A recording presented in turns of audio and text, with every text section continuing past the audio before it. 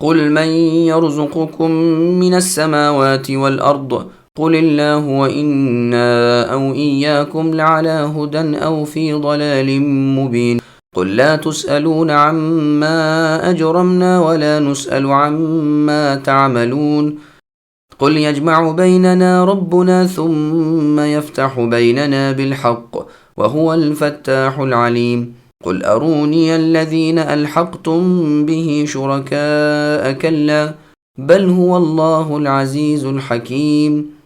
اے نبی، ان سے پوچھئے کہ تمہیں آسمانوں اور زمین سے روزی کون پہنچاتے ہیں؟ خود جواب دیں گے کہ اللہ۔ سنو، ہم یا تم یا تو یقیناً ہدایت پر یا کھلی گمراہی میں ہیں۔ اے نبی، کہہ دیجئے کہ ہمارے کیے ہوئے گناہوں کی بابت تم سے کوئی سوال نہ کیا جائے گا، نہ تمہارے اعمال کی باز پرس ہم سے کی جائے گی۔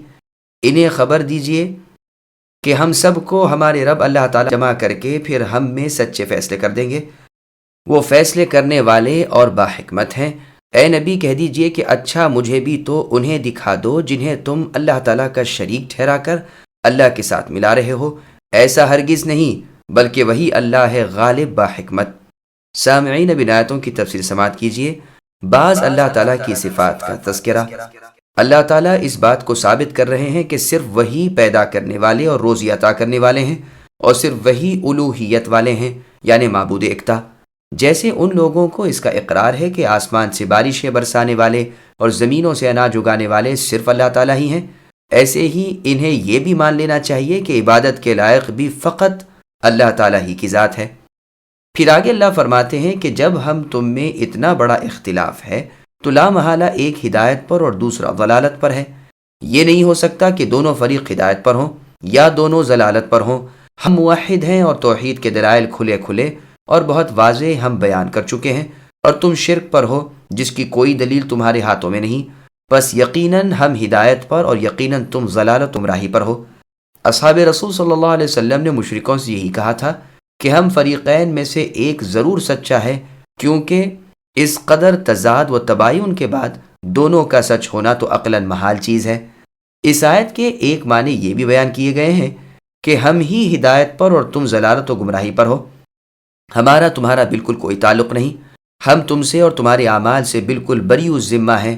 ہاں، جس راہ پر ہم چل رہے ہیں اسی راہ پر تم بھی آ جاؤ تو بے شک تم ہمارے ہو اور ہم تمہارے ہیں، ورنہ ہم تم میں کوئی لگاؤ نہیں۔ اور آیت میں بھی ہے کہ اگر یہ اے نبی آپ کو جھٹلائیں تو آپ کہہ دیجئے کہ میرا عمل میرے ساتھ ہے اور تمہارا عمل تمہارے ساتھ ہے، تم میرے اعمال سے چڑھتے ہو اور میں تمہارے کرتوتوں سے بیزار ہوں۔ سورہ کافرون کی آیت نمبر 1 میں اللہ نے فرمایا قل یا ایھا الکافرون۔ اس میں بھی اسی بے تعلقی اور برات کا ذکر ہے۔ رب العالمین تمام عالم کو میدان قیامت میں اکٹھا کر کے سچے فیصلے کر دیں گے، نیکوں کو ان کی جزا اور بدوں کو ان کی سزا دیں گے۔ اس دن تمہیں ہماری حقانیت و صداقت معلوم ہو جائے گی، جیسے اللہ نے سورہ روم کی آیت نمبر 14 میں فرمایا وَيَوْمَ تَقُومُ السَّاعَةُ يَوْمَئِذٍ يَتَفَرَّقُونَ الآیہ، یعنی قیامت کے دن سب جدا جدا ہو جائیں گے۔ ایماندار جنت کے پاک باغیچوں میں خوش وقت و فرحاں ہوں گے، اور ہماری آیتوں اور آخرت کے دن کو جھٹلانے والے، کفر کرنے والے دوزخ کے گڑھوں میں حیران اور پریشان ہوں گے۔ وہ اللہ تعالی حاکم ہے اور انصاف پرور بادشاہ ہے۔ حقیقت حال کا پورا علم اللہ کو ہے۔ تم اپنے ان جھوٹے معبودوں کو ذرا مجھے بھی تو دکھاؤ، لیکن کہاں سے ثبوت دے سکو گے، جبکہ میرے رب تو اللہ تعالیٰ ہیں، ان کا کوئی نظیر نہیں، ان کا کوئی شریک نہیں، ان جیسا کوئی بھی نہیں۔ وہ اللہ تعالیٰ اکیلے ہیں، وہ عزت والے ہیں، جس نے سب کو اپنے قبضے میں کر رکھا ہے اور ہر ایک پر غالب آ گئے ہیں۔ حکیم ہے اپنے اقوال و افعال میں، اسی طرح شریعت اور تقدیر میں بھی۔ برکتوں والے ہیں، پاک منزہ اور مشرکوں کی تمام تہمتوں سے الگ اور بالکل بلند ہے۔ وما أرسلناك إلا كافة للناس بشيرا ونذيرا ولكن أكثر الناس لا يعلمون ويقولون متى هذا الوعد إن كنتم صادقين قل لكم ميعاد يوم لا تستأخرون عنه ساعة ولا تستقدمون۔ اور ہم نے اے نبی آپ کو تمام لوگوں کے لیے خوشخبریاں سنانے والا اور دھمکا دینے والا بنا کر بھیجا ہے۔ ہاں، یہ صحیح ہے کہ لوگوں کی اکثریت بے علم ہے اور پوچھتے ہیں کہ وہ وعدہ ہے کب، سچے ہو تو بتا دو۔ آپ جواب دیجئے کہ وعدے کا دن ٹھیک معین ہے جس میں 1 ساعت نہ تم پیچھے ہٹ سکتے ہو نہ آگے بڑھ سکتے ہو۔ سامعین اب ان آیتوں کی تفسیر سماعت کیجئے۔ پیغمبر صلی اللہ علیہ وسلم نذیر اور بشیر دونوں ہیں۔ اللہ تعالیٰ اپنے بندے اور اپنے رسول محمد صلی اللہ علیہ وسلم سے فرما رہے ہیں کہ ہم نے آپ کو اے نبی تمام کائنات کی طرف اپنا رسول بنا کر بھیجا ہے۔ جیسے سورہ اعراف کی آیت نمبر 158 میں اللہ نے فرمایا قُلْ يَا أَيُّهَا النَّاسُ إِنِّي رَسُولُ اللَّهِ إِلَيْكُمْ جَمِيعًا، یعنی اے نبی آپ اعلان کر دیجئے کہ اے لوگو میں تم سب کی طرف اللہ تعالیٰ کا رسول ہوں۔ اور سورہ فرقان کی آیت نمبر 1 میں فرمایا تبارک الذی نزل الفرقان علی عبدہ لیکون للعالمین نذیرا، کہ بابرکت ہے وہ اللہ جس نے اپنے بندے محمد صلی اللہ علیہ وسلم پر قرآن نازل فرمایا تاکہ وہ تمام جہان کو ہوشیار کر دیں۔ یہاں بھی فرمایا کہ اطاعت گزاروں کو اے نبی بشارت جنت دے دیجئے اور نافرمانوں کو جہنم کی وعید سنا دیجئے، لیکن اکثر لوگ اپنی جہالت سے نبی کی نبوت کو نہیں جانتے، جیسے اللہ نے سورہ یوسف کی آیت نمبر 103 میں فرمایا وَمَا أَكْثَرُ النَّاسِ وَلَوْ حَرَصْتَ بِمُؤْمِنِينَ، یعنی گو آپ اے نبی ہر چند چاہیں تاہم اکثر لوگ بے ایمان رہیں گے۔ اور جگہ ارشاد ہوا اگر بڑی جماعت کی مانیں گے تو وہ خود آپ کو اے نبی اللہ کی سیدھی راہ سے ہٹا دیں گے۔ پس رسول اللہ کی رسالت عام لوگوں کی طرف تھی، عرب و عجم سب کی طرف۔ اللہ تعالیٰ کو سب سے زیادہ پیارا وہ ہے جو سب سے زیادہ اللہ تعالیٰ کا تابع اور فرماتے ہیں۔ اللہ تعالیٰ نے محمد صلی اللہ علیہ وسلم کو آسمان والوں پر اور تمام نبیوں پر سب پر فضیلت دی ہے۔ لوگوں نے اس کی دلیل دریافت کی تو آپ نے فرمایا دیکھو قرآن فرماتا ہے کہ ہر رسول کو اس کی قوم کی زبان کے ساتھ بھیجا تاکہ وہ اس میں کھلم کھلا تبلیغ کر دے، اور رسول اللہ صلی اللہ علیہ وسلم کی نسبت فرماتے ہیں کہ ہم نے اے نبی آپ کو عام لوگوں کی طرف اپنا رسول بنا کر بھیجا ہے۔ بخاری اور مسلم میں فرمان رسالت مآب صلی اللہ علیہ وسلم ہے کہ مجھے 5 صفتیں ایسی دی گئی ہیں جو مجھ سے پہلے کسی نبی کو نہیں دی گئیں۔ مہینے بھر کی راہ تک بھی مدد صرف رعب سے کی گئی ہے۔ میرے لیے ساری زمین مسجد اور پاک بنائی گئی ہے۔ میری امت میں سے جس کسی کو جس جگہ نماز کا وقت آ جائے وہ اسی جگہ نماز پڑھ لے۔ مجھ سے پہلے کسی نبی کے لیے غنیمتوں کا مال حلال نہیں کیا گیا تھا، میرے لیے غنیمتیں حلال کر دی گئیں۔ مجھے شفاعت دی گئی۔ ہر نبی صرف اپنی قوم کی طرف بھیجے جاتے تھے اور میں تمام لوگوں کی طرف بھیجا گیا ہوں، یعنی جن و انس، عرب و عجم کی طرف۔ پھر کافروں کا قیامت کو محال ماننا آخر کب آئے گی؟ جیسے اور جگہ ہے بے ایمان تو قیامت کے آنے کی جلدی مچا رہے ہیں اور با ایمان اس سے کپ کپا رہے ہیں اور اسے حق مانتے ہیں۔ جواب دیتے ہیں کہ تمہارے لیے اے کافروں وعدے کا دن مقرر ہو چکا ہے جس میں تقدیم اور تاخیر کمی زیادتی ناممکن ہے، جیسے اللہ تعالیٰ نے سورہ نوح کی آیت نمبر 4 میں فرمایا ان اجل اللہ اذا جاء لا یؤخر، اور جیسے اللہ تعالیٰ نے سورہ ہود کی آیت نمبر 104 میں فرمایا وما نؤخره الا لاجل معدود، یعنی وہ مقررہ وقت پیچھے ہٹنے کا نہیں، تمہیں اس وقت مقررہ تک ڈھیل ہے جب وہ دن آئے گا پھر کوئی لب بھی نہ ہلا سکے گا۔ اس دن بعض نیک بخت ہوں گے اور بعض بدبخت۔ اللہ ہمارا شمار نیک بختوں میں فرمائے اور بدبختوں میں ہونے سے ہماری حفاظت فرمائے۔ وقال الذين كفروا لن نؤمن بهذا القرآن ولا بالذي بين يديه ولو ترى إذ الظالمون موقوفون عند ربهم يرجع بعضهم إلى بعض القول يقول الذين استضعفوا للذين استكبروا لولا أنتم لكنا مؤمنين قال الذين استكبروا للذين استضعفوا أنحن صددناكم عن الهدى بعد إذ جاءكم بل كنتم مجرمين وقال الذين استضعفوا للذين استكبروا بل مكر الليل والنهار إذ تأمروننا أن نكفر بالله ونجعل له أندادا وأسروا الندامة لما رأوا العذاب وجعلنا الأغلال في أعناق الذين كفروا هل يجزون إلا ما كانوا يعملون۔ اور کافروں نے کہا کہ ہم نہ تو اس قرآن کو مانیں نہ اس سے پہلے کی کتابوں کو۔ اے دیکھنے والے کاش کہ تو ان ظالموں کو اس وقت دیکھتا جبکہ یہ اپنے رب کے سامنے کھڑے ہوئے ایک دوسرے کو الزام دے رہے ہوں گے۔ ادنا درجے کے لوگ بڑے درجے کے لوگوں سے کہیں گے اگر تم نہ ہوتے تو ہم تو مسلمان ہوتے۔ یہ بڑے ان چھوٹوں کو جواب دیں گے کہ کیا تمہارے پاس ہدایت آ چکنے کے بعد ہم نے تمہیں اس سے روکا تھا؟ نہیں، بلکہ تم خود ہی گنہگار تھے۔ اس کے جواب میں یہ ادنا لوگ ان متکبروں سے کہیں گے، نہیں نہیں، بلکہ تمہارا دن رات مکر و فریب سے ہمیں اللہ تعالیٰ کے ساتھ کفر کرنے اور اللہ کے شریک مقرر کرنے کا حکم دینا باعث ہوا ہماری بے ایمانی کا۔ عذاب کو دیکھتے ہی سب کے سب دل ہی دل میں پشیماں ہو رہے ہوں گے۔ کافروں کی گردنوں میں ہم طوق ڈال دیں گے، انہیں صرف ان کے کیے کرائے اعمال کا بدلہ دیا جائے گا۔ سامعین، اب ان آیتوں کی تفسیر سماعت کیجیے۔ کافروں کی ہٹ دھرمی و سرکشی۔ کافروں کی سرکشی اور باطل کی ضد کا بیان ہو رہا ہے کہ انہوں نے فیصلہ کر لیا ہے کہ گو قرآن کی حقانیت کی ہزار دلیلیں دیکھ لیں لیکن نہیں مانیں گے، بلکہ اسے اگلی کتاب پر بھی ایمان نہیں لائیں گے۔ انہیں اپنے قول کا مزہ اس وقت آئے گا جب اللہ تعالیٰ کے سامنے جہنم کے کنارے کھڑے کھڑے چھوٹے بڑوں کو بڑے چھوٹوں کو الزام دیں گے، ہر ایک دوسرے کو قصوروار ٹھہرائے گا۔ تابعدار اپنے سرداروں سے کہیں گے کہ اگر تم ہمیں نہ روکتے تو ہم ضرور ایمان لائے ہوتے۔ ان کے بزرگ انہیں جواب دیں گے کہ کیا ہم نے تمہیں روکا تھا؟ ہم نے ایک بات کہی، تم جانتے تھے کہ یہ بے دلیل ہے۔ دوسری جانب سے دلیلوں کی برستی ہوئی بارش تمہاری آنکھوں کے سامنے تھی، پھر تم نے اس کی پیروی چھوڑ کر ہماری کیوں مان لی؟ یہ تو تمہاری ابھی بے عقلی تھی، تم خود شہوت پرست تھے، تمہارے اپنے دل اللہ تعالیٰ کی باتوں سے بھاگتے تھے، رسولوں کی تابع داری خود تمہاری طبیعتوں پر شاق اور گراں گزرتی تھی۔ سارا قصور تمہارا اپنا ہے، ہمیں کیا الزام دے رہے ہو؟ یہ بے دلیل اپنے بزرگوں کی مان لینے والے انہیں پھر جواب دیں گے کہ دن رات کی تمہاری دھوکے بازیاں، جال سازیاں، فریب کاریاں ہمیں اطمینان دلانا کہ ہمارے افعال و عقائد ٹھیک اور درست ہیں، ہم سے بار بار کفر و شرک کے نہ چھوڑنے کو، پرانے دین کے نہ بدلنے کو، باپ داداؤں کی روش پر قائم رہنے کو کہنا، ہماری کمر تھپکنا، یہی سبب ہوا ہمارے ایمان سے رک جانے کا۔ تم ہی آ کر ہمیں عقلی ڈھکوسلے سنا کر اسلام سے پھیرتے تھے۔ دونوں الزام بھی دیں گے، برات بھی کریں گے، لیکن دل میں اپنے کیے پر پچھتا رہے ہوں گے۔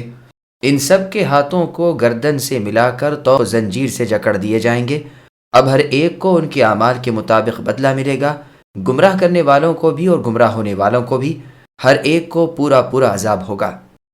ابن ابی حاتم حسن بن یحییٰ خوشنی رحمہ اللہ سے روایت کرتے ہیں، وہ فرماتے ہیں کہ جہنم کے ہر قید خانے، ہر غار، ہر زنجیر، ہر قید پر جہنمی کا نام لکھا ہوا ہے۔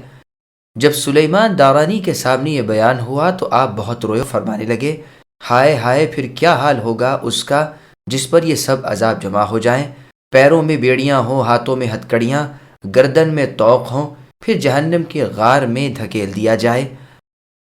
اللہ تعالیٰ آپ ہم کو بچانا، پروردگار آپ ہمیں سلامت رکھنا، اللہم سلم اللہم سلم۔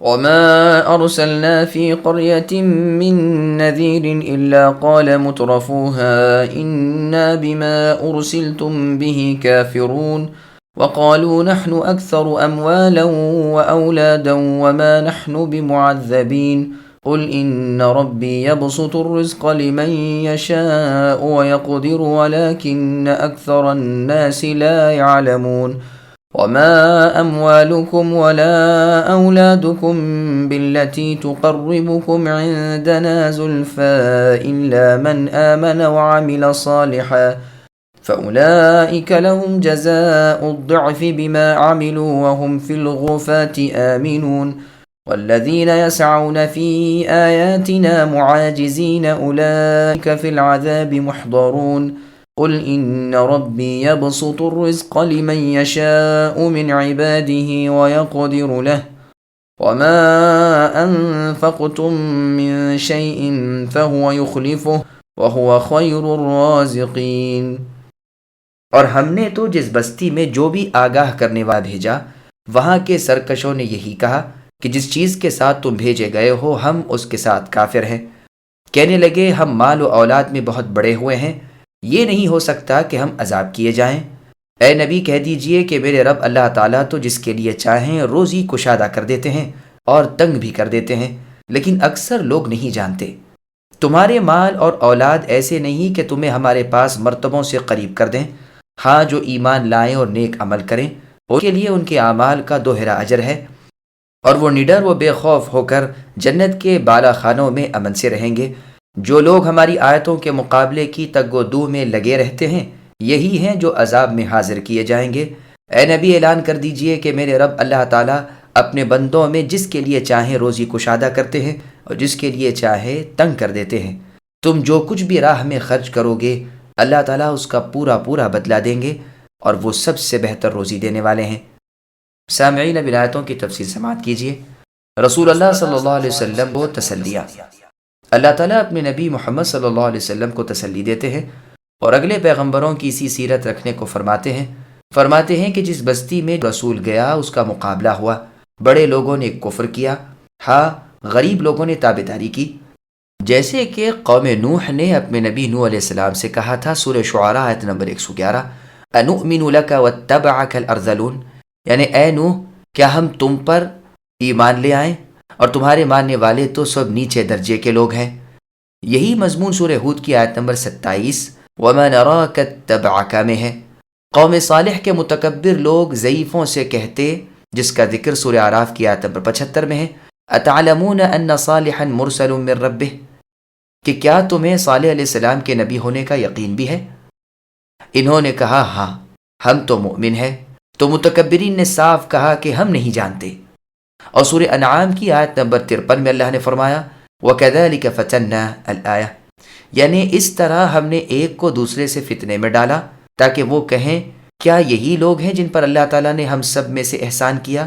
اللہ رحمان ہے، ہر بستی میں وہاں کے بڑے لوگ مجرم اور مکار ہوتے ہیں۔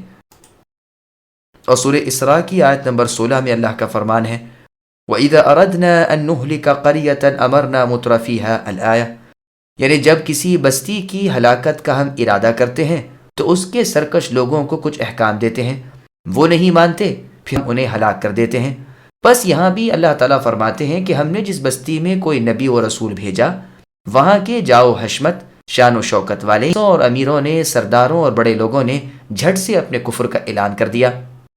ابن ابی حاتم میں ہے کہ ابو رزین رحمہ اللہ فرماتے ہیں کہ دو شخص آپس میں شریک تھے، ایک سمندر پار چلا گیا، ایک وہیں رہا۔ جب رسول اللہ مبعوث ہوئے تو اس نے اپنے ساتھی سے لکھ کر دریافت کیا کہ رسول اللہ کا کیا حال ہے؟ اس نے جواب میں لکھا کہ گرے پڑے لوگوں نے ان کی بات مانی ہے، شریف قریشیوں نے ان کی اطاعت نہیں کی ہے۔ اس خط کو پڑھ کر وہ اپنی تجارت چھوڑ چھاڑ کر سفر کر کے اپنے شریک کے پاس پہنچا۔ یہ پڑھا لکھا تھا، آسمانی کتابوں کا علم سے حاصل تھا۔ اس سے پوچھا کہ بتاؤ رسول اللہ کہاں ہے؟ معلوم کر کے آپ کی خدمت میں حاضر ہوا۔ رسول اللہ سے پوچھا کہ آپ لوگوں کو کس چیز کی طرف بلاتے ہیں؟ رسول اللہ نے اسلام کے 5 ارکان اس کے سامنے بیان فرمائے۔ وہ انہیں سنتے ہی ایمان لے آیا۔ آپ نے فرمایا تمہیں اس کی تصدیق کیوں کر ہو گئی؟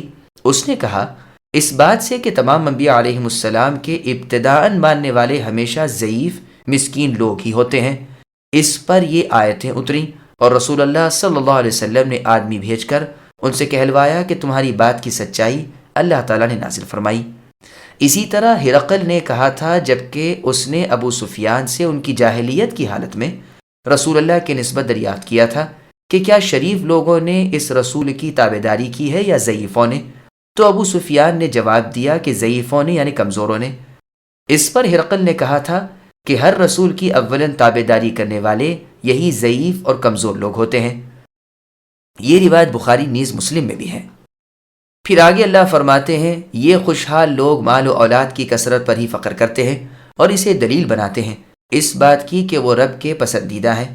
اگر اللہ تعالیٰ کی خاص عنایت و مہربانی اس پر نہ ہوتی تو انہیں یہ نعمتیں نہ دیتے، اور جب یہاں رب مہربان ہے تو آخرت میں بھی وہ مہربان ہی رہیں گے۔ قرآن نے ہر جگہ اس کا رد کیا ہے، چنانچہ اللہ تعالیٰ نے سورہ مؤمنون کی آیت نمبر 55 میں فرمایا اَيَحْسَبُونَ أَنَّمَا نُمِدُّهُمْ الْآيَةِ، کیا ان کفار و مشرکین، دولت مندوں، امیروں، سرداروں کا یہ خیال ہے کہ مال و اولاد کی زیادتی ان کے لیے بہتری ہے؟ نہیں بلکہ برائی ہے، لیکن یہ بے شعور ہیں۔ اور سورہ توبہ کی آیت نمبر 85 میں فرمایا وَلَا تُعْجِبْكَ أَمْوَالُهُمْ الْآيَةِ، یعنی اے نبی ان کا مال اور اولاد آپ کو دھوکے میں نہ ڈالے، اس سے انہیں دنیا میں بھی سزا ہوگی اور مرتے دم تک یہ کفر پر ہی رہیں گے۔ اور سورہ مدثر کی آیت نمبر 11 میں فرمایا ذرنی ومن خلقت وحیدا الآیہ، یعنی مجھے اور اس شخص کو چھوڑ دیجئے جسے میں نے ممتاز کر دیا ہے اور بکثرت مال دے رکھا ہے اور حاضر باش فرزند دے رکھے ہیں اور ہر طرح کا عیش اس کے لیے مہیا کر دیا ہے، تاہم اسے طمع و لالچ ہے کہ میں اور زیادہ دوں۔ ایسا نہیں، یہ ہماری آیتوں کا مخالف ہے۔ کچھ ہی زمانہ جاتا ہے کہ اسے میں دوزخ کے پہاڑوں پر چڑھاؤں گا۔ اس شخص کا واقعہ بھی مذکور ہوا ہے جس کے 2 باغ تھے، مال والا، پھلوں والا، اولاد والا تھا، لیکن کسی چیز نے کوئی فائدہ نہ دیا۔ عذاب الہی سے سب چیزیں دنیا میں ہی تباہ اور خاک سیاہ ہو گئیں۔ اللہ تعالیٰ جس کی روزی کشادہ کرنی چاہے کشادہ کر دیتے ہیں، اور اللہ تعالیٰ جس کی روزی تنگ کرنا چاہیں تنگ کر دیتے ہیں۔ دنیا تو وہ اپنے دوستوں دشمنوں سب کو دیتے ہیں، غنی یا فقیر ہونا اللہ کی رضامندی اور ناراضی کی دلیل نہیں ہوا کرتی، بلکہ اس میں اور ہی حکمتیں ہوتی ہیں جنہیں اکثر لوگ جان نہیں سکتے۔ مولا اولاد کو ہماری عنایت کی دلیل بنانا غلطی ہے، یہ کوئی ہمارے پاس مرتبے بڑھانے والی چیز نہیں۔ چنانچہ صحیح مسلم میں ہے، اللہ کے رسول صلی اللہ علیہ وسلم فرماتے ہیں، اللہ تعالیٰ تمہاری صورتوں اور مالوں کو نہیں دیکھتے بلکہ دلوں اور تمہارے عملوں کو دیکھتے ہیں۔ ہاں، اللہ کے پاس درجات دلانے والی چیز ایمان اور نیک اعمال ہیں۔ ان کی نیکیوں کے بدلے انہیں بہت بڑھا چڑھا کر دیے جائیں گے، ایک ایک نیکی 10 گنا بلکہ 100 گنا کر کے دی جائے گی۔ جنت کی بلند ترین منزلوں میں ہر ڈر خوف سے، کھٹکے اور غم سے پرامن ہوں گے، نہ کوئی دکھ درد ہوگا، نہ ایذا اور صدمہ۔ چنانچہ سنن ترمذی میں ہے، رسول اللہ صلی اللہ علیہ وسلم فرماتے ہیں، جنت میں ایسے بالا خانے ہیں جن کا ظاہر باطن سے اور باطن ظاہر سے نظر آتا ہے۔ ایک اعرابی نے کہا، یہ بالا خانے کس کے لیے ہیں؟ رسول اللہ صلی اللہ علیہ وسلم نے فرمایا، جو نرم کلامی یعنی نرم کو نماز پڑھے، جو لوگ اللہ تعالیٰ کی راہ سے اوروں کو روکتے ہیں، رسولوں کی تابعداری سے لوگوں کو باز رکھتے ہیں، اللہ تعالیٰ کی آیتوں کی تصدیق نہیں کرنے دیتے، وہ جہنم کی سزاؤں میں حاضر کیے جائیں گے اور برابر بدلہ پائیں گے۔ پھر آگے اللہ فرماتے ہیں کہ اللہ تعالیٰ اپنی حکمت کاملہ کے مطابق جسے چاہے بہت ساری دنیا دیتے ہیں اور جسے چاہے بہت کم دیتے ہیں۔ یہ سکھ چین کر رہا ہے، وہ دکھ درد میں مبتلا ہے۔ رب کی حکمتوں کو کوئی نہیں جان سکتا، اللہ کی مصلحتیں وہی خوب جانتے ہیں۔ جیسے کہ اللہ تعالیٰ نے سورہ بنی اسرائیل کی آیت نمبر 21 میں فرمایا، انظر کیف فضلنا بعضهم على بعض وللآخرة اکبر درجات واکبر تفضیلا۔ اے نبی، دیکھ لیجئے کہ ہم نے کس طرح ایک کو دوسرے پر فضیلت دے رکھی ہے، اور البتہ آخرت درجوں میں اور فضیلتوں میں بہت بڑی ہے۔ یعنی جس طرح فقر و غنا کے ساتھ درجوں کی اونچ نیچ یہاں ہے، اسی طرح آخرت میں بھی اعمال کے مطابق درجات و درکات ہوں گے۔ نیک لوگ تو جنتوں کے بلند و بالا خانوں میں، اور بد لوگ جہنم کے نیچے کے طبقے کے جیل خانوں میں۔ دنیا میں سب سے بہتر شخص، صحیح مسلم میں رسول اللہ صلی اللہ علیہ وسلم فرمان کے مطابق، دنیا میں سب سے بہتر شخص وہ ہے جو سچا مسلمان ہو اور بقدر کفایت روزی پاتا ہو اور اللہ تعالیٰ کی طرف سے قناعت بھی دیا گیا ہو۔ اللہ تعالیٰ کے حکم یا اللہ کی اباحت کے ماتحت تم جو کچھ خرچ کرو گے، اس کا بدلہ وہ تمہیں دونوں جہاں میں دیں گے۔ چنانچہ صحیح بخاری اور صحیح مسلم میں رسول اللہ صلی اللہ علیہ وسلم کا فرمان ہے، تو خرچ کر تو تجھ پر بھی خرچ کیا جائے گا۔ اور حدیث میں ہے کہ ہر صبح ایک فرشتہ دعا کرتا ہے، اے اللہ بخیل کے مال کو تلف اور برباد کر دیجئے، اور دوسرا دعا کرتا ہے، اے اللہ خرچ کرنے والے کو نیک بدلہ دیجئے۔ امام مجاہد رحمہ اللہ فرماتے ہیں، کہیں اس آیت کا غلط مطلب نہ لے لینا، اپنے مال کو خرچ کرنے میں میانہ روی اختیار کرنا، یعنی اللہ تعالیٰ کی پسندیدہ راہوں میں ہی اس کو خرچ کرنا، ناپسندیدہ اور حرام کاموں میں اس کو خرچ کرنے سے بچنا۔ روزیاں تمام کی تمام مخلوقات کی بڑھ چکی ہیں۔ وَيَوْمَ يَحْشُرُهُمْ جَمِيعًا ثُمَّ يَقُولُ لِلْمَلَائِكَةِ أَهَؤُلَاءِ إِيَّاكُمْ كَانُوا يَعْبُدُونَ قَالُوا سُبْحَانَكَ أَنْتَ وَلِيُّنَا مِنْ دُونِهِمْ بَلْ كَانُوا يَعْبُدُونَ الْجِنَّ أَكْثَرُهُمْ بِهِمْ مُؤْمِنُونَ فَالْيَوْمَ لَا يَمْلِكُ بَعْضُكُمْ لِبَعْضٍ نَفْعًا وَلَا ضَرًّا وَنَقُولُ لِلَّذِينَ ظَلَمُوا ذُوقُوا عَذَابَ النَّارِ الَّتِي كُنْتُمْ بِهَا تُكَذِّبُونَ۔ اور ان سب کو اللہ تعالیٰ اس دن جمع کر کے فرشتوں سے دریافت فرمائیں گے کہ کیا یہ لوگ تمہاری عبادت کرتے تھے؟ فرشتے کہیں گے، اے اللہ آپ کی ذات پاک ہے، ہمارے ولی تو آپ ہی ہیں، نہ کہ یہ۔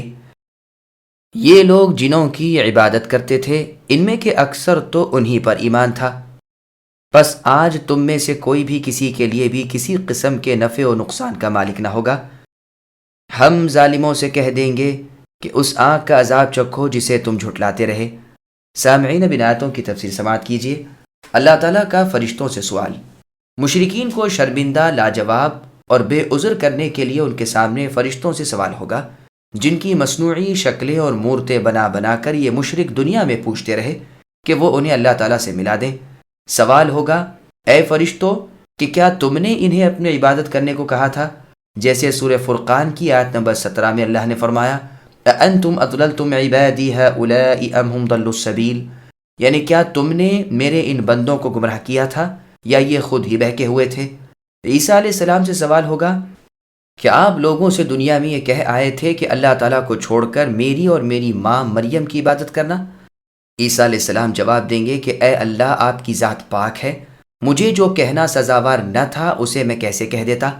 اسی طرح فرشتے بھی اپنی برات اور بیزارگی ظاہر کریں گے اور کہیں گے، اے اللہ، آپ اس سے بہت بلند اور پاک ہیں کہ آپ کا کوئی شریک ہو، ہم تو خود آپ کے بندے ہیں، ہم ان سے بیزار رہے اور اب بھی ان سے الگ ہیں۔ یہ شیاطین کی پوجا کرتے تھے، شیطانوں نے ہی ان کے لیے بتوں کی پوجا کو مزین کر رکھا تھا اور بہت سوں کو درگاہ پرستی اور مرشد گری میں لگا رکھا تھا اور انہیں گمراہ کر دیا تھا۔ ان میں سے اکثر کا عقیدہ شیطان ہی پر تھا، جیسے اللہ تعالیٰ نے سورہ نساء کی آیت نمبر 117 اور 118 میں فرمایا، إِن يَدْعُونَ مِن دُونِهِ إِلَّا إِنَاثًا وَإِن يَدْعُونَ إِلَّا شَيْطَانًا مَرِيدًا لَعَنَهُ اللَّهُ، یعنی یہ لوگ اللہ تعالیٰ کو چھوڑ کر عورتوں کی عبادت کرتے ہیں اور سرکش شیطان کی عبادت کرتے ہیں، جس پر اللہ تعالیٰ کی پھٹکار ہے۔ پس جن جن سے تم اے مشرکو لو لگائے ہوئے تھے، ان میں سے ایک بھی تمہیں کوئی نفع نہ پہنچا سکے گا۔ اس شدت و کرب کے وقت یہ سارے جھوٹے معبود تم سے یکسو ہو جائیں گے، کیونکہ انہیں کسی کے کسی طرح کے نفع و ضرر کا اختیار تھا ہی نہیں، اور نہ آج کے دن ہے۔ آج ہم خود مشرکوں سے فرما دیں گے کہ لو جس عذاب جہنم کو جھٹلا رہے تھے، آج اس کا مزہ چکھو۔ وَإِذَا تُتْلَى عَلَيْهِمْ آيَاتُنَا بَيِّنَاتٍ قَالُوا مَا هَذَا إِلَّا رَجُلٌ يُرِيدُ أَن يَصُدَّكُمْ عَمَّا كَانَ يَعْبُدُ آبَاؤُكُمْ وَقَالُوا مَا هَذَا إِلَّا إِفْكٌ مُفْتَرًى وَقَالَ الَّذِينَ كَفَرُوا لِلْحَقِّ لَمَّا جَاءَهُمْ إِنْ هَذَا إِلَّا سِحْرٌ مُبِينٌ وَمَا آتَيْنَاهُمْ مِنْ كُتُبٍ يَدْرُسُونَهَا وَمَا أَرْسَلْنَا إِلَيْهِمْ قَبْلَكَ مِنْ نَذِيرٍ وَكَذَّبَ الَّذِينَ مِنْ قَبْلِهِمْ وَمَا بَلَغُوا مِعْشَارَ مَا آتَيْنَاهُمْ فَكَذَّبُوا رُسُلِي فَكَيْفَ كَانَ نَكِيرٌ۔ اور جب ان کے سامنے ہماری صاف صاف آیات پڑھی جاتی ہیں تو کہتے ہیں کہ یہ شخص تو تمہیں تمہارے باپ دادوں کے معبود سے روک دینا چاہتا ہے، اس کے سوا کوئی بات نہیں، اور کہتے ہیں کہ یہ تو تراشا ہوا بہتان ہے۔ حق ان کے پاس آ چکا، لیکن پھر بھی کافر یہی کہتے رہے کہ یہ تو کھلا ہوا جادو ہے۔ ان مکے والے مشرکوں کو نہ تو ہم نے کتابیں دے رکھی ہیں جنہیں یہ پڑھتے ہوں، نہ ان کے پاس آپ سے پہلے اے نبی کوئی آگاہ کرنے والا آیا ہے۔ ان سے پہلے کے لوگوں نے بھی ہماری باتوں کو جھوٹا جانا تھا، انہیں ہم نے جو رکھا تھا، یہ مشرکین مکہ تو اس کے 10ویں حصے کو بھی نہیں پہنچے۔ انہوں نے میرے رسولوں کو جھٹلایا، پھر اے نبی دیکھیے کہ میرے عذابوں کی کیا کیفیت ہوئی۔ سامعین، اب ان آیتوں کی تفسیر سماعت کیجیے۔ قرآن کتاب حق ہے، کافروں کی وہ شرارت بیان ہو رہی ہے جس کے باعث وہ ربانی عذابوں کے مستحق ہوئے ہیں کہ اللہ تعالیٰ کا کلام تازہ بتازہ اللہ کے افضل رسول محمد صلی اللہ علیہ وسلم کی زبان سے سنے ہیں۔ قبول کرنا، ماننا، اس کے مطابق عمل کرنا تو ایک طرف، اور کہتے ہیں کہ دیکھو یہ شخص یعنی محمد صلی اللہ علیہ وسلم تمہیں تمہارے پرانے اور سچے دین سے روک رہا ہے اور اپنے باطل خیالات کی طرف تمہیں بلا رہا ہے۔ یہ قرآن تو اس کا خود تراشیدہ اور گھڑا ہے، آپ ہی گھڑ لیتا ہے، اور یہ تو جادو ہے، اور اس کا جادو ہونا کچھ ڈھکا چھپا نہیں، بالکل ظاہر ہے۔ پھر آگے اللہ فرماتے ہیں کہ ان عرب کے مشرکین کی طرف نہ تو اس سے پہلے کوئی کتاب بھیجی گئی ہے، نہ آپ سے پہلے اے نبی ان میں کوئی رسول آیا ہے، اس لیے انہیں مدتوں سے تمنا تھی کہ اگر اللہ تعالیٰ کا رسول ہم میں آتا، اگر کتاب اللہ ہم میں اترتی تو ہم سب سے زیادہ مطیع اور پابند ہو جاتے۔ لیکن جب اللہ تعالیٰ نے ان کی یہ دیرینہ آرزو پوری کی تو لگے جھٹلانے اور انکار کرنے۔ اسے اگلی امتوں کے نتیجے ان کے سامنے ہیں۔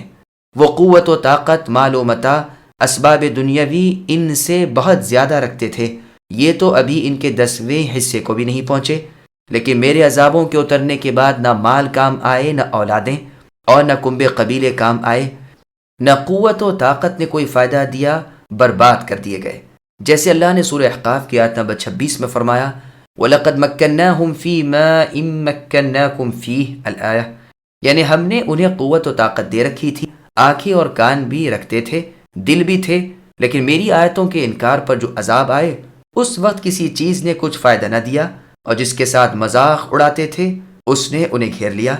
کیا یہ لوگ زمین پر چل پھر کر اپنے سے اگلے لوگوں کا انجام دیکھتے نہیں جو ان سے تعداد میں زیادہ، طاقت میں بڑے ہوئے تھے؟ مطلب یہ ہے کہ رسولوں کے جھٹلانے کے باعث پیس دیے گئے، جڑ سے اکھاڑ کر پھینک دیے گئے۔ تم دیکھ لو، غور کر لو کہ میں نے کس طرح اپنے رسولوں کی نصرت کی اور کس طرح جھٹلانے والوں پر اپنا عذاب اتارا۔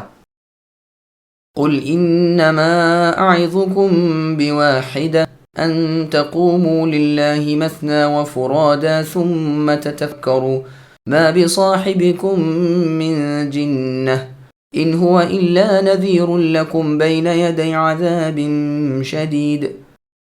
اے نبی کہہ دیجئے کہ میں تمہیں اے کافروں صرف ایک ہی بات کی نصیحت کرتا ہوں کہ تم خلوص کے ساتھ ضد چھوڑ کر دو دو مل کر یا تنہا تنہا کھڑے ہو کر سوچو تو صحیح تمہارے اس رفیق یعنی میرے بارے میں کہ کوئی جنون تو انہیں نہیں، وہ تو تمہیں ایک بڑی سخت آفت کے آنے سے پہلے ہوشیار کرنے والے ہیں۔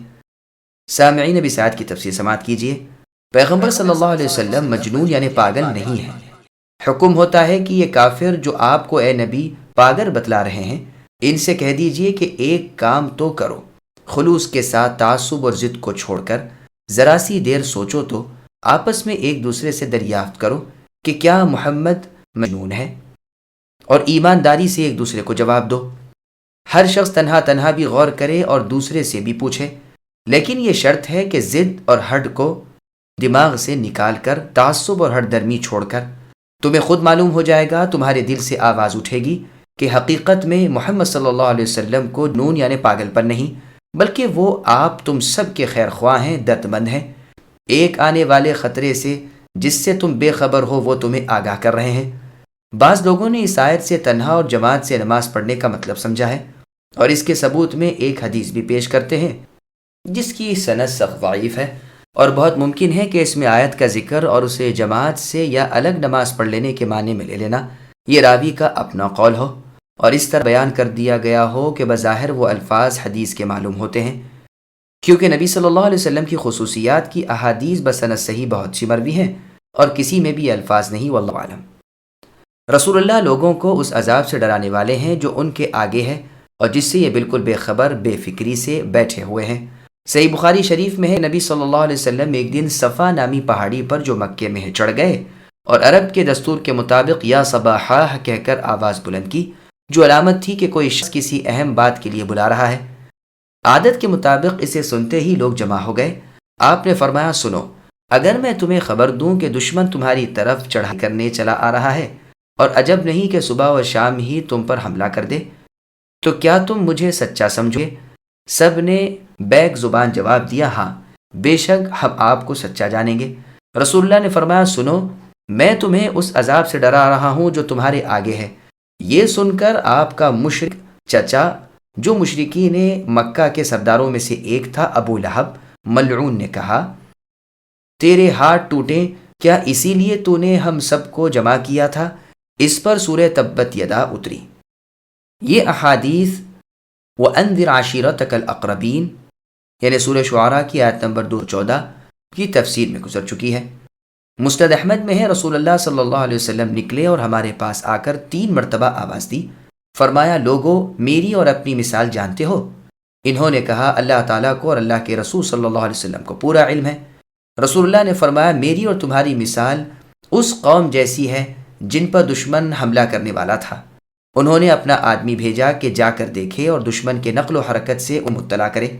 اس نے جب دیکھا کہ دشمن ان کی طرف چلا آ رہا ہے اور قریب پہنچ چکا ہے تو وہ لپکا ہوا قوم کی طرف بڑھا کہ کہیں ایسا نہ ہو میں انہیں اطلاع پہنچاؤں اس سے پہلے ہی دشمن کا حملہ نہ ہو جائے۔ اس لیے اس نے راستے میں ہی اپنا کپڑا ہلانا شروع کیا کہ ہوشیار ہو جاؤ دشمن آ پہنچا۔ 3 مرتبہ یہی کہا۔ مسند احمد ہی کی ایک اور حدیث میں ہے، آپ نے فرمایا میں اور قیامت ایک ساتھ ہی بھیجے گئے، قریب تھا کہ قیامت مجھ سے پہلے آ جاتی۔ قل ما سألتكم من أجر فهو لكم إن أجري إلا على الله وهو على كل شيء شهيد قل إن ربي يقذف بالحق علام الغيوب قل جاء الحق وما يبدئ الباطل وما يعيد قل إن ضللت فإنما أضل على نفسي وَإِنِ اهْتَدَيْتُ فَبِمَا يُوحِي إِلَيَّ رَبِّي إِنَّهُ سَمِيعٌ قَرِيبٌ۔ اے نبی کہہ دیجئے کہ جو بدلہ میں تم سے مانگوں وہ تمہیں ہی دیا، میرا بدلہ تو اللہ تعالیٰ کے ذمہ ہے، وہ ہر چیز پر حاضر و مطلع ہے۔ اے نبی کہہ دیجئے کہ میرے رب اللہ تعالیٰ حق سچی وحی نازل فرماتے ہیں، اللہ تعالیٰ ہر غیب کے جاننے والے ہیں۔ اے نبی کہہ دیجئے کہ حق آ چکا، باطل نہ تو پہلی بار ابھرا نہ دوبارہ ابھر سکے گا۔ اے نبی کہہ دیجئے کہ اگر میں بہک جاؤں تو میرے بہکنے کا وبال مجھ ہی پر ہے، اور اگر میں راہ راست پر ہوں تو بسبب اس وحی کے جو میرے پروردگار نے مجھے کی ہے۔ وہ اللہ تعالیٰ بڑے ہی سننے والے اور بہت ہی قریب ہیں اپنے علم سے۔ سامعین، اب ان آیتوں کی تفسیر سماعت کیجیے۔ پیغمبر صلی اللہ علیہ وسلم محسن انسانیت ہیں۔ حکم ہو رہا ہے کہ مشرکوں سے اے نبی فرما دیجئے کہ میں جو تمہاری خیر خواہی کرتا ہوں، تمہیں احکام دینی پہنچا رہا ہوں، واعظ و نصیحت کرتا ہوں، اس پر میں تم سے کسی بدلے کا طالب نہیں، بدلہ تو اللہ تعالیٰ ہی دیں گے جو تمام چیزوں کی حقیقت سے مطلع ہیں۔ میری تمہاری حالت اللہ پر خوب روشن ہے۔ پھر جو فرمایا اسی طرح کی آیت سورہ غافر کی آیت نمبر 15 ہے، یلقی الروح، یعنی اللہ تعالیٰ اپنے فرمان سے جبریل علیہ السلام کو جس پر چاہتے ہیں اپنی وحی کے ساتھ بھیجتے ہیں، وہ حق کے ساتھ فرشتے اتارتے ہیں، وہ علام الغیوب ہیں۔ اللہ پر آسمان و زمین کی کوئی چیز بھی چھپی ہوئی نہیں، اللہ تعالیٰ کی طرف سے حق اور مبارک شریعت آ چکی، باطل پراگندہ اور بودا ہو کر برباد ہو گیا۔ جیسے اللہ نے سورہ انبیاء کی آیت نمبر 18 میں فرمایا، بل نقذف بالحق علی الباطل فیدمغه فاذا هو زاہق، کہ ہم باطل پر حق کو نازل فرما کر باطل کے ٹکڑے اڑا دیتے ہیں اور اسی کی بھوسی اڑ جاتی ہے۔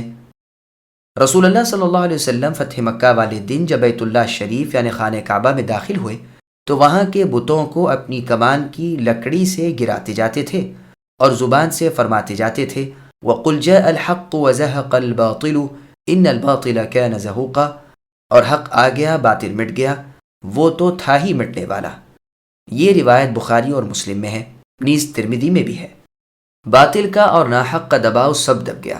بعض مفسرین سے مروی ہے کہ مراد یہاں باطل سے ابلیس ہے، یعنی نہ اس نے کسی کو پہلے پیدا کیا، نہ آئندہ کر سکے، نہ مردے کو جلا سکے، نہ اسے کوئی اور ایسی قدرت حاصل ہے۔ بات تو یہ بھی سچی ہے، لیکن یہ مراد اس آیت میں نہیں ہے، واللہ اعلم۔ پھر جو فرمایا اس کا مطلب یہ ہے کہ خیر سب کی سب اللہ تعالیٰ کی طرف سے ہے اور اللہ تعالیٰ کی بھیجی ہوئی وحی میں ہے، وہی سراسر حق ہے اور ہدایت و بیان و رشد ہے۔ گمراہ ہونے والے آپ ہی بگڑ رہے اور اپنا ہی نقصان کر رہے ہیں۔ چنانچہ سنن نبی داؤد میں ہے، عبداللہ بن مسعود رضی اللہ عنہ سے جب کہ مفوضہ کا مسئلہ دریافت کیا گیا تو آپ نے فرمایا تھا، اسے میں اپنی رائے سے بیان کرتا ہوں، اگر صحیح ہو تو اللہ تعالیٰ کی طرف سے ہے، اور اگر غلط ہو تو میری اور شیطان کی طرف سے ہے، اور اللہ تعالیٰ اور اللہ کے رسول محمد صلی اللہ علیہ وسلم اس سے بری ہیں۔ وہ اللہ تعالیٰ اپنے بندوں کی باتوں کے سننے والے ہیں اور قریب ہیں اپنے علم کے اعتبار سے، ہر پکارنے والے کی پکار کو ہر وقت سنتے اور قبول فرماتے ہیں۔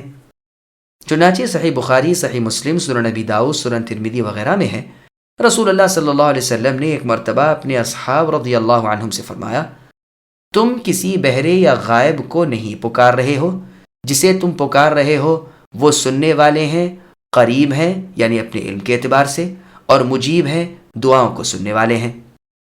ولو ترى إذ فزعوا فلا فوت وأخذوا من مكان قريب وقالوا آمنا به وأنى لهم التناوش من مكان بعيد وقد كفروا به من قبل ويقذفون بالغيب من مكان بعيد وحيل بينهم وبين ما يشتهون كما فعل بأشياعهم من قبل انہم كانوا فی شک مریب۔ اور اگر آپ اے نبی وہ وقت ملاحظہ کریں جبکہ یہ کفار گھبرائے پھریں گے، پھر نکل بھاگنے کی کوئی صورت جہنم سے نہ ہوگی اور قریب ہی کی جگہ سے گرفتار کر لیے جائیں گے، اس وقت کہیں گے کہ ہم اس قرآن پر ایمان لائے، لیکن اس قدر دور جگہ سے کیسے ہاتھ پہنچ سکتا ہے؟ اس سے پہلے تو انہوں نے اس قرآن کے ساتھ کفر کیا تھا اور دور دراز سے بن دیکھے ہی پھینکتے رہے۔ ان کی چاہتوں اور ان کے درمیان پردہ حائل کر دیا گیا، جیسے کہ اس سے پہلے بھی ان جیسوں کے ساتھ کیا گیا، یہ تھے ہی شک و تردد میں۔ سامعین، اب ان آیتوں کی تفسیر سماعت کیجیے۔ روز قیامت پشیمانی اور ایمان کا اقرار نفع نہ دے گا۔ اللہ تبارک و تعالی فرما رہے ہیں کہ اے نبی صلی اللہ علیہ وسلم، وہ وقت بھی قابل ذکر ہے کہ آپ ان کافروں کی قیامت کے دن کی گھبراہٹ دیکھتے کہ ہر چند عذابوں سے چھٹکارا چاہیں گے لیکن بچاؤ کی کوئی صورت نہیں پائیں گے، نہ بھاگ کر، نہ چھپ کر، نہ کسی کی حمایت، نہ کسی کی پناہ سے، بلکہ فوراً ہی پاس سے ہی پکڑ لیے جائیں گے۔ ادھر قبروں سے نکلے ادھر گرفتار کر لیے گئے، ادھر کھڑے ہوئے ادھر گرفتار کر لیے گئے۔ یہ بھی مطلب ہو سکتا ہے کہ دنیا میں عذابوں میں ہی پھنس گئے، چنانچہ بدر وغیرہ کے میدانوں میں قتل اور قید ہوئے، لیکن صحیح یہی ہے کہ مراد قیامت کے دن کے عذاب ہیں۔ بعض کہتے ہیں بنو عباس کی خلافت کے زمانے میں مکہ مدینے کے درمیان ان کے لشکروں کا زمین میں دھسایا جانا مراد ہے۔ ابن جریر رحمہ اللہ نے اسے بیان کر کے اس کی دلیل میں ایک حدیث وارد کی ہے، جو ہے کہ امام صاحب نے اس کا موضوع ہونا بیان نہیں کیا۔ قیامت کے دن کہیں گے کہ ہم ایمان قبول کرتے ہیں، اللہ تعالیٰ پر، اللہ کے فرشتوں پر، اللہ کی کتابوں پر، اللہ کے رسولوں پر ایمان لائے۔ جیسے سورہ حامیم سجدہ کی آیت نمبر 12 میں اللہ نے فرمایا وَلَوْ تَرَى إِذِ الْمُجْرِمُونَ نَاكِسُو رُؤُوسِهِمْ عِنْدَ رَبِّهِمْ الْآيَةِ، یعنی وہ وقت بھی قابل ذکر ہے کہ اے نبی تم دیکھتے جبکہ گنہگار لوگ اپنے رب کے سامنے سرنگوں کھڑے ہوں گے اور شرمندگی سے کہہ رہے ہوں گے کہ اے اللہ، ہم نے دیکھ سن لیا، ہمیں یقین آ گیا، اب آپ ہمیں پھر سے دنیا میں بھیج دیجئے تو ہم دل سے مانیں گے۔ لیکن کوئی شخص جس طرح بہت دور کی چیز کو لینے کے لیے دور سے ہی ہاتھ بڑھائے اور وہ اس کے ہاتھ نہیں آ سکتی، اسی طرح یہی حال ان لوگوں کا ہے کہ آخرت میں وہ کام کرتے ہیں جو دنیا میں کرنا چاہیے تھا، تو آخرت میں وہ ایمان لانا بے سود ہے۔ اب نہ دنیا میں لوٹائے جائیں، نہ قیامت کے دن کافروں کی یہ گریہ وزاری، توبہ و فریاد، ایمان و اسلام کچھ کام آئے۔ اس سے پہلے دنیا میں تو منکر رہے، نہ اللہ تعالیٰ کو مانا، نہ رسول اللہ پر ایمان لائے، نہ قیامت کے دن کے قائل ہوئے، یوں ہی جیسے کوئی بن دیکھے اندازے سے ہی نشانے پر تیر بازی کر رہا ہو۔ اسی طرح اللہ تعالیٰ کی باتوں کو اپنے گمان سے ہی رد کرتے رہے، نبی کو بھی کاہن کہہ دیا، کبھی شاعر بتلا دیا، کبھی جادوگر کہا اور کبھی پاگل مجنون، صرف اٹکل بچو۔ قیامت کو جھٹلاتے رہے اور بے دلیل آوروں کی عبادت کرتے رہے، جنت دوزخ کا مذاق اڑاتے رہے۔ اب ایمان میں اور ان میں حجاب آ گیا، توبہ میں پردہ پڑ گیا، دنیا ان سے چھوٹ گئی، یہ دنیا سے الگ ہو گئے۔ ابن حاتم نے یہاں پر عجیب و غریب اثر نقل کیا ہے جسے ہم پورا ہی نقل کرتے ہیں۔ ابن عباس رضی اللہ عنہما سے مروی ہے کہ بنی اسرائیل میں ایک فاتح شخص تھا جس کے پاس مال بہت تھا۔ جب وہ مر گیا اور اس کا لڑکا اس کا وارث ہوا تو بری طرح نافرمانیوں میں مال لٹانے لگا۔ اس کے چچاؤں نے اسے ملامت کی اور سمجھایا، اس نے غصے میں آ کر سب چیزیں بیچ کر روپے لے کر عین سجاجہ کے پاس آ کر ایک محل تعمیر کرا کر یہاں رہنے لگا۔ ایک روز زور کی آندھی اٹھی جس میں ایک بہت خوبصورت خوش روح عورت اس کے پاس آ پڑی۔ اس نے اس سے پوچھا تم کون ہو؟ اس نے کہا بنی اسرائیلی شخص ہوں۔ کہا یہ محل اور مال آپ ہی کا ہے؟ اس نے کہا ہاں۔ پوچھا آپ کی بیوی بھی ہے؟ کہا نہیں۔ کہا پھر تم اپنی زندگی کا لطف کیا اٹھاتے ہو؟ اب اس نے پوچھا کہ کیا تمہارا خاوند ہے؟ اس نے کہا نہیں۔ کہا پھر مجھے قبول کرو۔ اس نے جواب دیا میں یہاں سے میل بھر دور رہتی ہوں، کل تم یہاں سے اپنے ساتھ دن بھر کا کھانا پینا لے کر چلو اور میرے ہاں آؤ، راستے میں کچھ عجائبات دیکھو تو گھبرانا نہیں۔ اس نے قبول کیا اور دوسرے دن توشہ لے کر چلا۔ میل بھر دور جا کر ایک نہایت عالی شان محل دیکھا۔ دستک دینے سے خوبصورت نوجوان شخص آیا۔ پوچھا آپ کون ہیں؟ جواب دیا بنو اسرائیلی ہوں۔ کہا کیسے آئے ہیں؟ کہا اس مکان کی مالکہ نے بلوایا ہے۔ پوچھا راستے میں کچھ ہولناک چیزیں بھی دیکھیں؟ جواب دیا ہاں، اور اگر مجھے یہ کہا ہوا نہ ہوتا کہ گھبرانا مت تو میں ہول و دہشت سے ہلاک ہو گیا ہوتا۔ میں چلا، ایک چوڑے راستے پر پہنچا تو دیکھا ایک کتیا منہ پھاڑے بیٹھی ہوئی ہے۔ میں گھبرا کر دوڑا تو دیکھا کہ مجھ سے آگے آگے وہ ہے اور اس کے پلے یعنی بچے اس کے پیٹ میں ہیں اور بھونک رہے ہیں۔ اس نوجوان نے کہا تو اسے نہیں پائے گا۔ یہ تو آخر زمانہ ہونے والی ایک بات کی مثال تجھے دکھائی گئی ہے کہ ایک نوجوان بوڑھے بڑوں کی مجلس میں بیٹھے گا اور ان سے اپنے راز کی پوشیدہ باتیں کرے گا۔ میں اور آگے بڑھا تو دیکھا 100 بکریاں ہیں جن کے تھن دودھ سے پر ہیں۔ ایک بچہ ہے جو دودھ پی رہا ہے۔ جب وہ دودھ ختم ہو جاتا ہے اور وہ جان لیتا ہے کہ اور کچھ باقی نہیں رہا تو وہ منہ کھول دیتا ہے گویا اور مانگ رہا ہے۔ اس نوجوان دربان نے کہا تو اسے بھی نہیں پائے گا۔ یہ مثال تجھے بتلائی گئی ہے ان بادشاہوں کی جو آخر زمانے میں آئیں گے، لوگوں سے سونا چاندی گھسیٹیں گے، یہاں تک کہ سمجھ لیں گے کہ اب کسی کے پاس کچھ نہیں بچا، تو بھی وہ ظلم و زیادتی کر کے منہ پھیلائے رہیں گے۔ اس نے کہا میں اور آگے بڑھا تو میں نے دیکھا کہ ایک درخت ہے نہایت تر و تازہ، خوش رنگ اور خوش وضع۔ میں نے اس کی ایک ٹہنی توڑنی چاہی تو دوسرے درخت سے آواز آئی کہ اللہ کے بندے میری ڈالی توڑ۔ پھر تو ہر ایک درخت سے یہی آواز آنے گی۔ دربان نے کہا تو اسے بھی نہ پائے گا۔ اس میں اشارہ ہے کہ آخر زمانے میں مردوں کی قلت اور عورتوں کی کثرت ہو جائے گی، یہاں تک کہ جب ایک مرد کی طرف سے عورت کو پیغام جائے گا تو 10-20 عورتیں اسے اپنی طرف بلانے لگیں گی۔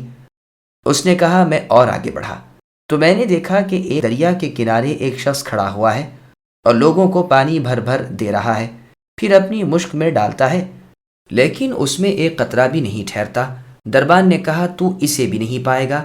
اس میں اشارہ ہے کہ آخر زمانے میں ایسے علماء اور واعظین ہوں گے جو لوگوں کو علم سکھائیں گے، بھلی باتیں بتلائیں گے، لیکن خود عمل نہیں کریں گے بلکہ خود گناہوں میں مبتلا رہیں گے۔ پھر جو میں آگے بڑھا تو میں نے دیکھا کہ ایک بکری ہے۔ بعض لوگوں نے تو اس کے پاؤں پکڑ رکھے ہیں، بعضوں نے دم تھام رکھی ہے، بعضوں نے سینگ پکڑ رکھے ہیں، بعض اس پر سوار ہیں اور بعض اس کا دودھ دوہ رہے ہیں۔ اس نے کہا یہ مثال ہے دنیا کی، جو اس کے پیر تھامے ہوئے ہیں۔ یہ تو وہ ہیں جو دنیا سے گر گئے جنہیں یہ نہ ملی۔ جس نے سینگ تھام رکھے ہیں یہ وہ ہے جو اپنا گزارا کر لیتا ہے لیکن تنگی ترشی سے۔ دم پکڑنے والے وہ ہیں جن سے دنیا بھاگ چکی ہے۔ سوار وہ ہیں جو از خود تاریک دنیا ہو گئے ہیں۔ ہاں دنیا سے صحیح فائدہ اٹھانے والے وہ ہیں جنہیں تم نے اس بکری کا دودھ نکالتے ہوئے دیکھا۔ انہیں خوشی ہو، یہ مستحق مبارکباد ہیں۔ اس نے کہا میں اور آگے چلا تو دیکھا کہ ایک شخص ایک کنویں میں سے پانی کھینچ رہا ہے اور ایک حوض میں ڈال رہا ہے، جس حوض میں سے پانی پھر کنویں میں چلا جاتا ہے۔ اس نے کہا یہ وہ شخص ہے جو نیک عمل کرتا ہے لیکن قبول نہیں ہوتے۔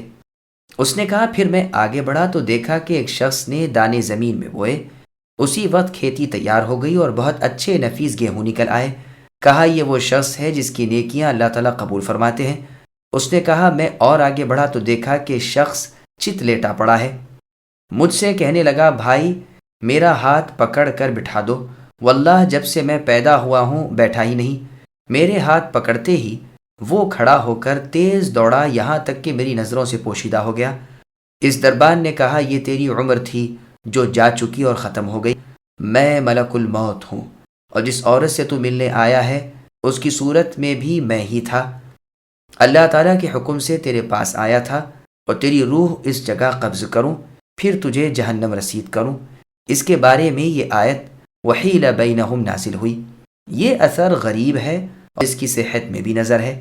آیت کا مطلب ظاہر ہے کہ کافروں کی جب موت آتی ہے ان کی روح حیات دنیا کی لذتوں میں اٹکی رہتی ہیں لیکن موت مہلت نہیں دیتی اور ان کی خواہش کے اور ان کے درمیان وہ حائل ہو جاتی ہے، جیسے اس شخص مغرور و مفتون کا حال ہوا کہ گیا تو عورت ڈھونڈنے کو اور ملاقات ہوئی ملک الموت سے، امید پوری ہو اس سے پہلے روح پرواز کر گئی۔ پھر آگے اللہ فرماتے ہیں ان سے پہلے کی امتوں کے ساتھ بھی یہی کیا گیا، وہ بھی موت کے وقت زندگی اور ایمان کی آرزو کرتے رہے جو محض بے سود تھی، جیسے اللہ تعالیٰ نے سورہ مؤمن کی آیت نمبر 84 میں فرمایا فَلَمَّا رَأَوْا بَأْسَنَا الْآیَةَ، یعنی جب انہوں نے ہمارے عذاب دیکھ لیے تو کہنے لگے ہم اللہ تعالیٰ واحد پر ایمان لائے اور جس کو ہم شریک الہی بناتے تھے ان سب سے ہم انکار کرتے ہیں، لیکن اس وقت کے ان کے ایمان نے انہیں کوئی فائدہ نہ دیا۔ ان سے پہلوں میں بھی یہی طریقہ الہی جاری رہا، کفار نفع سے محروم ہی ہیں۔ یہاں فرمایا کہ دنیا میں تو زندگی بھر شک و شبے میں اور تردد میں ہی رہے، اسی وجہ سے عذاب کے معائنے کے بعد کا ایمان بیکار رہا۔ قتادہ رحمہ اللہ کا آب زر سے لکھنے کے لائق یہ قول ہے جو آپ فرماتے کہ شبہات سے اور شکوک سے بچو، اس پر جس کی موت آئی وہ قیامت کے دن بھی اسی پر اٹھایا جائے گا، اور جو یقین پر مرا اسے یقین پر ہی اٹھایا جائے گا۔ اللہ تعالی ہمیں اہل یقین میں بنائے۔ واللہ سبحانہ وتعالی الموفق للصواب، اور اللہ پاک بلند و بالا ہی ثواب کی راہ کی توفیق دینے والے ہیں۔